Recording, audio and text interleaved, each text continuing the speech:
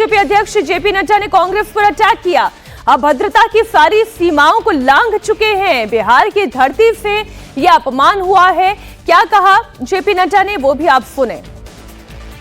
कांग्रेस की तथाकथित वोट अधिकार यात्रा में जिस तरह से कांग्रेस आरजेडी के मंच से देश के यशस्वी प्रधानमंत्री श्री नरेंद्र मोदी जी की दिवंगत पूज्य माता जी को गाली दी गई है, वह घोर निंदनीय और भर्त्सना के योग्य है। यह अभद्रता की सारी सीमा लांघ चुके हैं।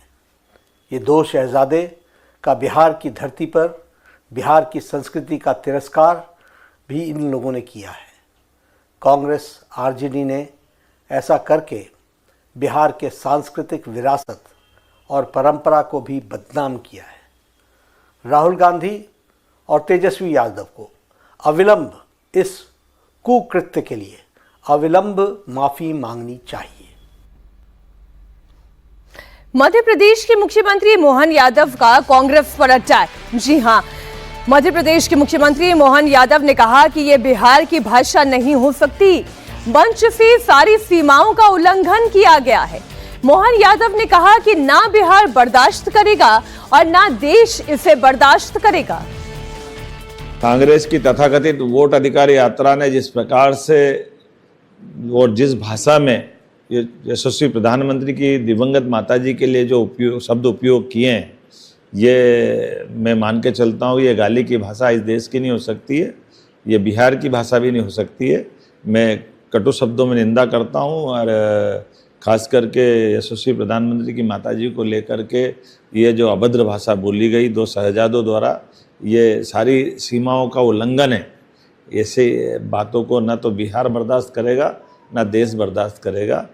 तुरंत कांग्रेस और आरजेडी को माफ़ी मांगना चाहिए। अपने मंच से जिस प्रकार से वो तू तड़क की भाषा का उपयोग कर रहे हैं, अच्छी बात नहीं।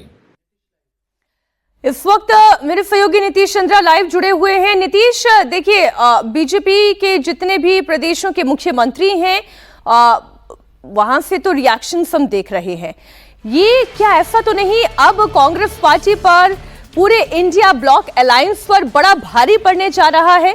क्योंकि हम ये जानते हैं कि जब जब प्रधानमंत्री को लेकर अब शब्दों का इस्तेमाल किया गया है, बहुत नेगेटिव इम्पैक्ट पड़ा है। इसका खामियाजा ही भुगता है हमेशा से विपक्ष ने।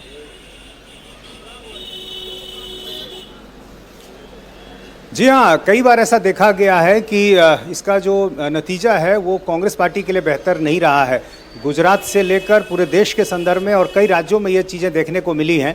और निश्चित रूप से कल जिस तरह से जब वीडियो सामने आया और उसके बाद लोगों की प्रतिक्रिया भी इसमें सामने आई है, कई लोगों ने इसको लेकर नाराज़गी जताई है। क्योंकि जिस तरह से सार्वजनिक मंच से ये सब कुछ हुआ, ऐसा किसी ने कल्पना भी नहीं की होगी कि देश के प्रधानमंत्री को लेकर इस तरह की भाषा, और वो भी माइक से दी जाए, उस मंच से दी जाए जो कांग्रेस का मंच है, उस मंच से दी जाए जो राहुल गांधी के स्वागत के लिए जहां नेता पहले से मौजूद थे, काफ़ी संख्या में लोग जुटे हुए थे।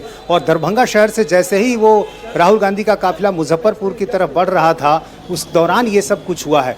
और जाहिर है एआईसीसी के मेंबर हैं नौशाद, जिम्मेदारी से बच नहीं सकते हैं। जाले विधानसभा से टिकट के दावेदार हैं, ऑस्कर फर्नांडिस के काफ़ी करीबी रहे हैं, तो कांग्रेस पार्टी के बड़े नेताओं से उनके संपर्क रहे हैं। तो ऐसे में निश्चित रूप से सवाल कांग्रेस पार्टी से पूछे जाएंगे।